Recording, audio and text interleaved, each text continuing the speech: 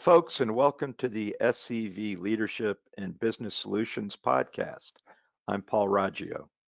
And I'm Lisa Raggio, and we are happy to be partnering with The Signal to be bringing you content that would be relevant today, tomorrow, and in the future to help you navigate through these unprecedented times. We want you to imagine your business right now going into 2021. And just like you would go to a doctor, you would want to get a checkup. And so we encourage you to look to us for a business health check. And we're certified business coaches and can help you conduct an in-depth business health check that includes a review of several key areas in your business. So for example, we can look at helping you improve your net profit drivers, whatever they may be, grow your existing business, find new channels and business models, build a strong competitive advantage in the marketplace, create a robust marketing strategy, focus on key business drivers, identify the demand for your particular products or services, and then truly creating strong working capital reserves. This is a great value for you. Lisa, do you want to explain a little bit more of that? I do. We have ongoingly, since this crisis began, we've been committed to having these complimentary business health checks, and we really encourage our listeners to take us up on that offer. There are no strings attached, so to speak. It is really a way in which we can ask you some formidable questions that have you think about and think through what it is that you can do to enhance your position right now. What we're going to talk about today, and part of our commitment to you as podcast listeners, is that you walk away from these conversations with something concrete and solid that you can put into action that's going to make a difference. Sometimes it's going to make a small difference, sometimes it's going to make a big difference, but we know in the work that we do, when you make one small change and you commit to that over time, it makes a big impact. So we're going to be talking about goals today. There's probably no better month to be doing that. We know January at the beginning of the year, but also as we continue to navigate through, and I think people are fatigued with this word unprecedented, but it's a reality. We are in first time challenges in what it is that we need to do personally and what it is that we need to navigate through professionally. So how we help business owners is we work with them in regards to their sales and marketing, their leadership and team building, their financial analysis, budgeting and forecasting, systems development and management, and short and long-term planning. And as Paul said, we're very happy to be a part of the Action Coach Global family.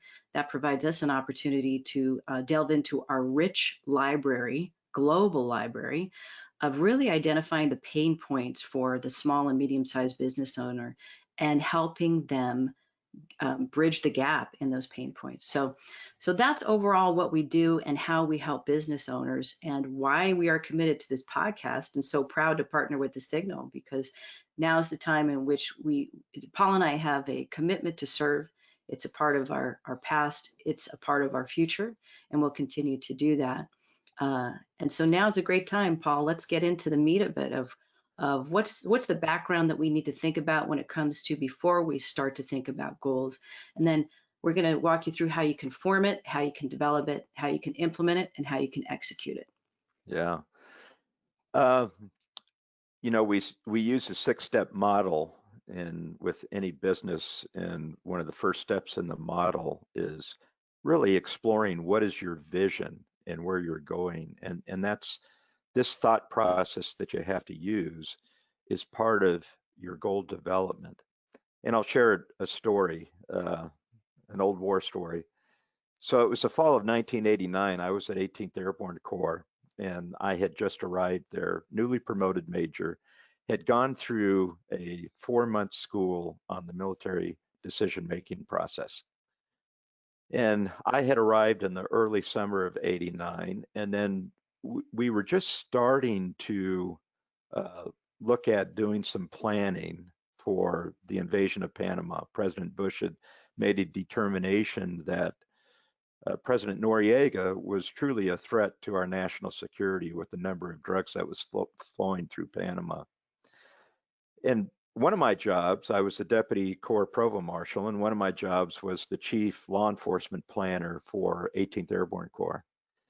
And we went into a planning sequence that was just unbelievable and such learning for me.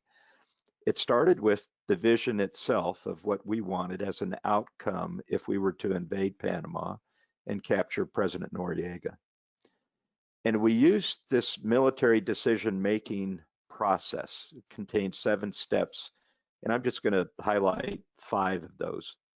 And so the second step of this process is by far the most important, and it's called mission analysis. And truly, if you get this step wrong, then the succeeding 4 steps, which are the course of action development, the analysis of the courses of action, truly the development of the courses of action, and then you make a selection. But if you get the mission analysis wrong, then everything else goes by the wayside.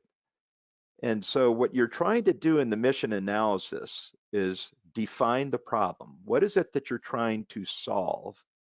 And really focus the majority of your planning time on that part. And you want to do this because you want to visualize the outcome that leads to a successful conclusion. And if you use a process that counters really 3 decision-making fatal flaws. The first fatal flaw is you decide a problem solved when in fact it remains. And then the second fatal flaw is that you determine a problem is not solved when in fact it is, and you're continuing to expend resources. And then the third fatal flaw is that you devote effort in solving the wrong problem, thus exhausting precious resources. So if you were just to imagine your business now, and it doesn't matter if you're a sole proprietor, it doesn't matter if you're mid-size or large size, using a formalized planning process and creating the vision, mission, goals, and objectives. And that's what we're introducing to you in this podcast, is that there's a formal process to actually go about goal formation and goal development. Lisa, you want to talk a little bit about that? I do, and I think I'll piggyback on what you said first. It reminds me of what we talk about with our clients, and I think we just did it the other day, well, I know we did it the other day, and that's in looking at goal formation as in its entirety. So we talk about being at the 15-foot level, the 15,000, and then the 30,000. And a lot of business owners, if you haven't been through experience of ongoingly goal formation, developing the goals, we're in the business of anything goals, Paul and I. So I think it's what makes us part of our unique service proposition is we are goal specialists. And that's because it's something that we work on so much with our clients and bring that collectively with us to the business that we created here in Santa Clarita, 1-2 North. But when Paul was talking about vision mission, that speaks to the 30,000-foot level of if you really have to be clear, and a lot of businesses we know, they haven't formalized a vision statement. They may have a mission statement, but our experience is they don't remember what it is. But those are things that are really pivotal first to figure out. You don't necessarily have to have a commitment statement yet, although we're always going to be a proponent that you work towards it. But you have to be clear on where you're headed and what is your long-term vision of where you're headed, because the goals are really a process of the breakdown of that vision, having it be quantifiable and qualifiable so that ultimately you get it to the task level and you can achieve it. So that starts with what Paul was talking about, goal formation.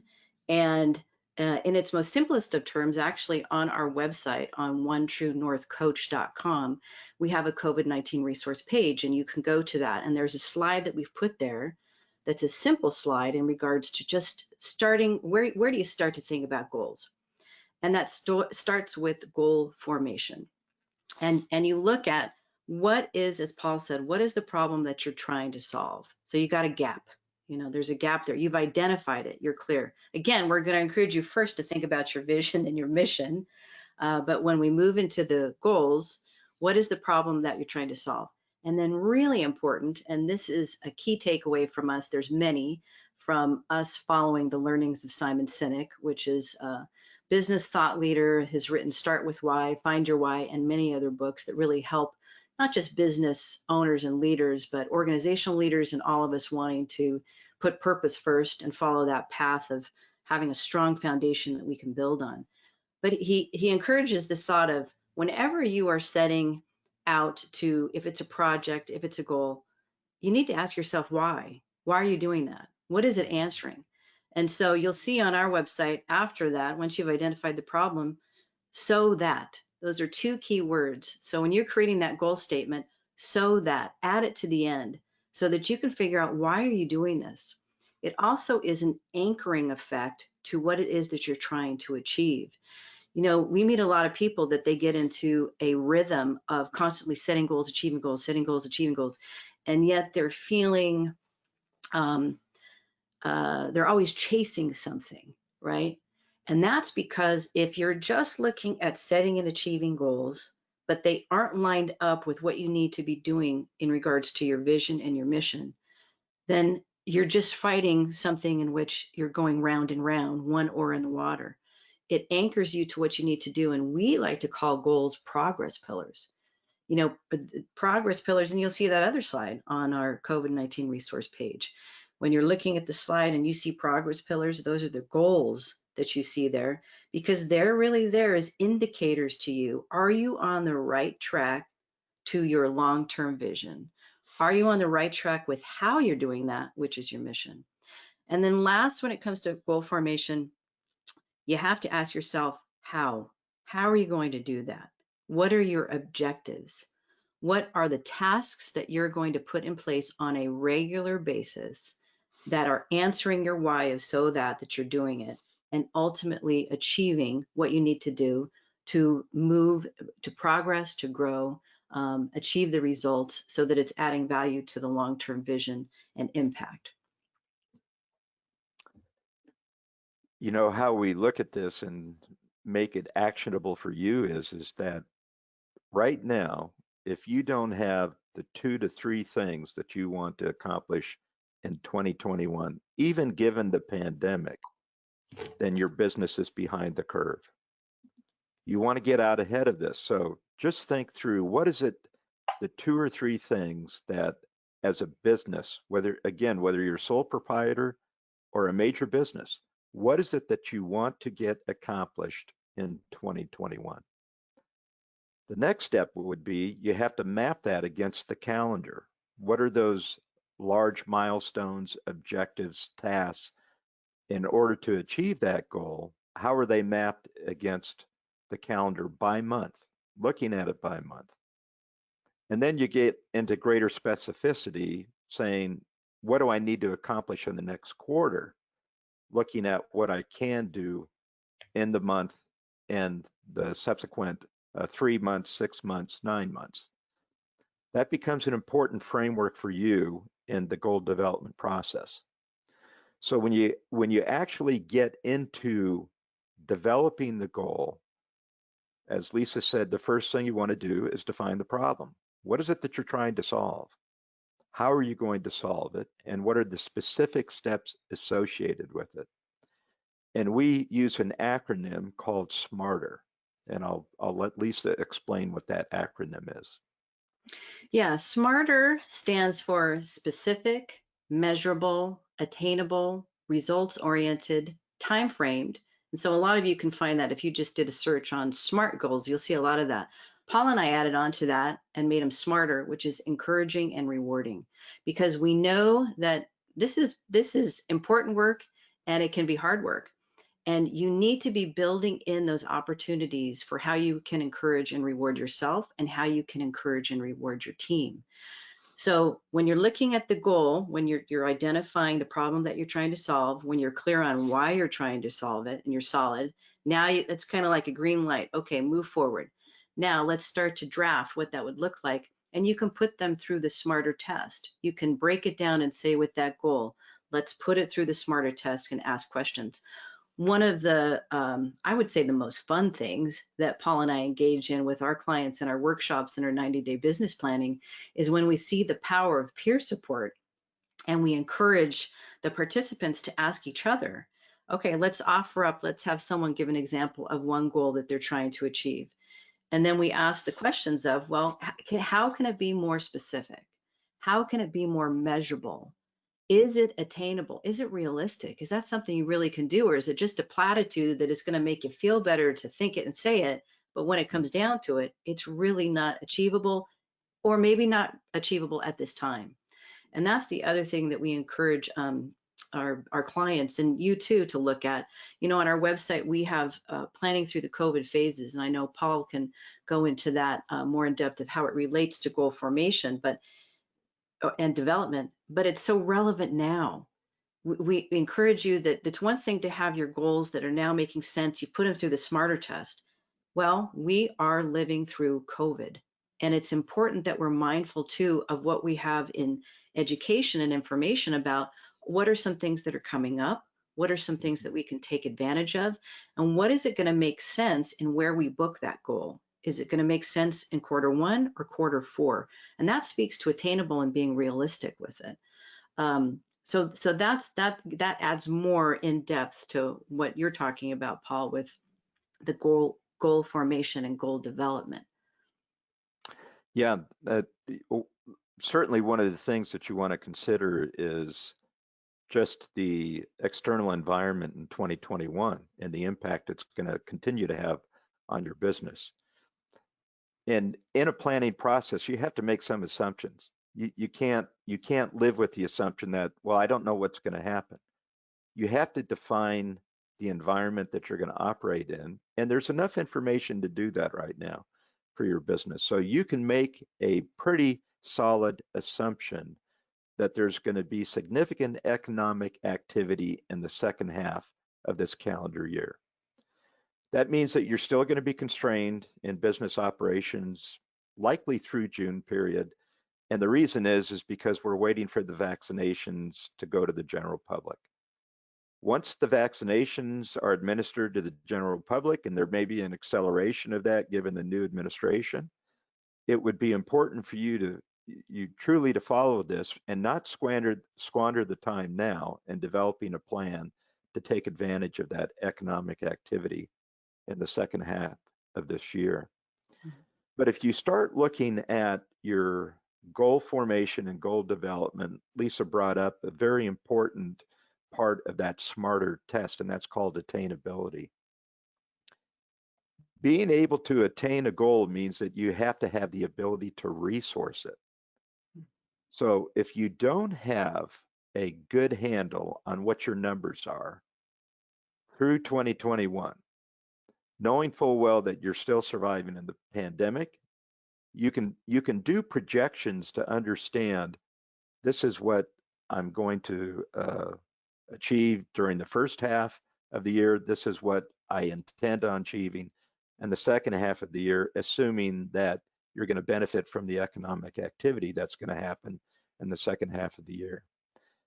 That goes directly to whether your goal is attainable enough. If you don't have the resources, or if you can't map the resources to whatever your goal is, then you're flying in the blind. It then becomes a platitude like what Lisa was talking about. So it becomes important when you're doing your goal development that you also look at the consumption of resources, whether it's time, energy, whether it's financial resources, whether it requires additional investment, additional staff, whether it requires technology that you have to introduce into your organization. Any one of these factors becomes an important part of whether your goal is attainable or not. Mm-hmm. Yeah, the other thing that I wanted to make sure and mention is that we've created this extensive and elaborate growth checklist. We've done it for business, we've done it for nonprofit, and it's very detailed, and it's an opportunity to really look at, okay, a quick check-in of what do I have, what don't I have. It helps you identify the problem that you're trying to solve. And we're always coming from a best business practice point of view. So with our combined experience of over 65 years in regards to the work that we've done and, the businesses that we've been a part of, nonprofit, cross-sector approach, and in building, in scaling, businesses and at really at any part of their life cycle, what are the things that a business can be putting in place from a best business point of view? And so we've designed this extensive list. So that's something that I'll just mention. It's what every 90-day business planning growth club, we call those growth clubs. What a participant gets, we have a workbook that you can have and keep, that you're always aware of what you can be working toward. So that's helpful. But I just want to mention too, I think for those people maybe that are new to goal formation and development or haven't developed it a lot, I would encourage you for a couple of reasons to do this. Number one, we know the science tells us that if you think in terms of goals rather than not, you're more likely to achieve them. So you're one step closer to achieving them. Just thinking, because there's a lot of people who don't think in terms of goal setting. One, if you write it down, the science says that you're more likely to achieve it, right? If you share it then, because you're committing to it, you have ownership in this, that leads to results. And then putting it into the more detail that you can with the smarter test, the more that you can quantify it, the more that you can qualify it in your writing it down and you're sharing it, the more likely you are to achieve it. So there is a science behind how you can leverage and maximize goals in setting them, in developing them, informing them, and as I said at the beginning, actualizing them, which means implement and execution. And there's a big difference. We see a lot of times around us the difference between implementation and execution. It's great to have a good thought. We can see this probably at the local and at the federal government a lot, where there's a lot of emphasis on trying to solve a problem and implementing it. Big difference in executing. And as Paul said, when it comes to execution, you have to be mindful of what are the resources that it's going to take in order for you to execute. That means see it through its entirety so that it's actualized and realized and makes the positive change you want to. Paul, did you want to share for a few minutes too when it comes to the goal development? I know we've created another unique thing in which we really have got down to the 15-foot level of how we help people craft them, and then we're there to help them hold them accountable to realize them. So you start with this concept again of what are the three things. Let's just use that as an example. What are the three things that you want to accomplish in 2021? And then you break those down by milestones and objectives. And you have to sequence them to see, all right, how can we actually accomplish these things? And what sequence do we have to follow in order to do it? Then you start fixing responsibility. Who's going to be responsible for performing this task and achieving the results required as a result of the task? That's all laid out in an annual plan. And then you start looking at specifically, what do we have to do in the 90 days in order to achieve each one of these goals? You break it down by month, and then you break it down by week. You actually visualize what's the outcome we're trying to achieve. This gets back to defining the problem, and then who is specifically responsible or taking the lead of achieving whatever that task is. Becomes really important that you fix the responsibility. You use this weekly checklist then to see whether or not you're on track. This is also terrific for whoever's managing your books because you can plot how your resources are going to be consumed over time. So if you don't have a budget for 2021, you need to do that. And again, doesn't matter if you're sole proprietor. I'm assuming larger businesses do have a budget. And the larger businesses, if you have a budget, you ought to be looking at least a 2-year forecast. So you're going out at least to the end of 2022 in your financial planning. That's all part of this goal development and goal formation. And then one other thing I wanted to mention, Lisa was talking about the skills and the tools required to do this goal formation and goal development. Get yourself some help. I mean, get yourself certified business coaches like us to help you with this process. We gave this offering up front, this health check for your business. We're offering it for free. Every one of you listening ought to be in. If you have a business, doesn't matter if you're a restaurateur, if you're a hair salon, if you have some type of automotive business, doesn't matter. You ought to at least seek us out and see whether or not this would be of value to you. Coaching is an important element in your skill set, just like it would be if you had a business attorney or a CPA. Right. Now, coaching is not for everyone though. So if you're not coachable, understandably, uh, then a coaching program would not be beneficial to you. You have to be willing to commit to setting aside the time to evaluate your own personal skill set and how you're impacting the organization and the organizational weaknesses that you may have. Yeah, and to add on to that, Paul, when I said that there's a science, and anybody can look this up and do their own quick check in regards to what they would research through the websites or through, getting on the internet. But there's a science also that comes to achieving goals, and that's accountability. And most of us know it's so easy for us to see. I know I've run a marathon, half marathons, and a triathlon. Didn't do one of them alone. I knew that after I had set that goal of this is what I want to do, I had to look at who were the partners that were going to help me, who, when I don't want to get up at 5 o'clock in the morning, or I don't want to run that 18th mile, who is the one who's going to say, you got to do it, and we're going to do it. Let's go do it. And that's just a reality. That is a part of the science that tells us that we can achieve those goals when we have other people holding them accountable. And so when you think of the bigger context of the business, in order for you to grow your business, we believe wholeheartedly in this concept because of what we've seen and know to be true, that, our founder of Vouching Coach says that his vision is to have a coach in every business because he knows that that's going to be what's going to make it or break it, basically. And I know that we're approaching our closing to our podcast segment. So part of what we want to do too is to be informing you about, our networks and our connections here that can help you through this time too. So Paul, you may want to share some things that are coming up in the future with some of our partners and alliances. Yeah,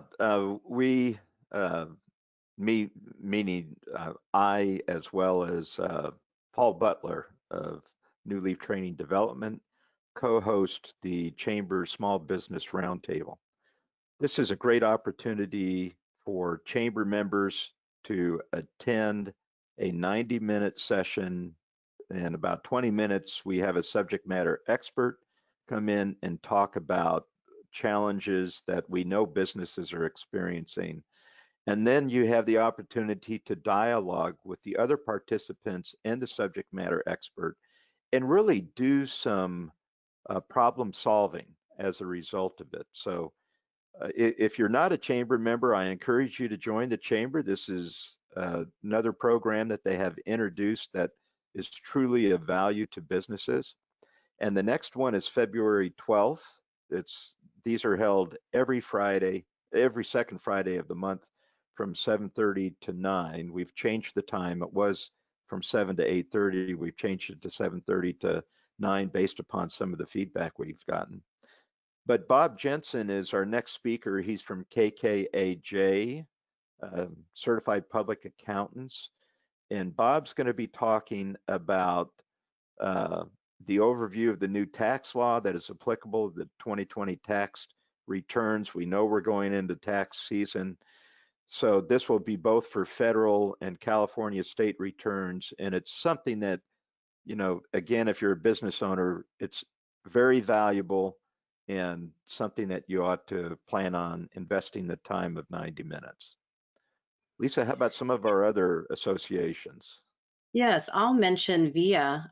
VIA, we want to encourage you to look at their website because we know that they are having a virtual series, and I'm excited about what they have to offer coming up on the 19th. We know that this podcast will be after that, so you can go back to their website and look at it and see if they have any recordings. But they're going to be doing something on mental health and emotional support, and that's going to be presented by Larry Shallard. I'm a big fan of Larry Shallard. I actually have worked with him in the past, and in my past, in my consulting too, I've had the the pleasure of working with psychologists for 20 years and have worked in the mental health field as well, or behavioral wellness. And I know the value, especially now more than ever, of taking this seriously, personally and professionally, and the power and impact that we can have on our teams when we are having our emotional health and well-being be a part of the work and the conversation. So we encourage you to look at what's going on with VIA 2. And I will say that we're humbled and honored that we were nominated recently for the Rising Star Award at the Chamber Gala event. That's going to be on Thursday, the 28th of January. It starts at 6 o'clock. You can go to the Chamber's website to find out more information, but we encourage you to attend that and support that and support the work that the Chamber's doing, what VIA is doing. And there's many networking. Paul and I each are a part of other organizations as well that are doing good work and moving the needle forward. And it helps us as well, because as coaches, we believe in the spirit of mentorship and us being mentored and coached as well. So look around you and look at the available resources that are right here in the Santa Clarita Valley community, including this podcast. We encourage you to look at our website, onetruenorthcoach.com. We have a COVID-19 resource page. We believe that there's relevant and impact-driven information on there that can help you. We also have a Facebook page. We have a LinkedIn page. We have a YouTube channel in which we post. I would venture to say that if someone took the time in a day to look through what it is that we've posted in regards to all of those things, you're going to get a lot of value out of it that's going to help you at this time. And last but not least, we really do encourage you to take advantage of our offering of a business health check, taking that 90 minutes with us. And it comes with a questionnaire. It comes with us asking powerful questions. And if you walk away and realize actually that maybe you're not ready for coaching, you still walk away with some solid things that you can start off your year. And last but not least, let me say this, because I'm a big believer in this. We're in deeply troubling times, and we know that. And Paul and I, with our combined experience, we actually have expertise in working in crisis and trauma. And we feel part of our unique selling proposition. There's a few things that we've developed in these last, well, since COVID began. And that ranges from us developing a distinctive model for planning through the COVID phases. We've realized in comparison to other business consultants and coaches that we've talked to, that we really have expertise in regards to business financial planning, extensive experience in helping the small to medium-sized businesses in all of their life stages, and a cross-sector approach, and how we've really been able to refine and break down the process of goal formation and development to be specialists. So any final thoughts from you, Paul? Just provide us your feedback. We're very open to it. We want to make sure that whatever we're doing is most constructive to the business community. And then finally, we always like to end in a position of gratitude. We're very thankful for those that have been helping us through the pandemic, as well as the multitude of people who have already given us feedback in one way or the other. Right.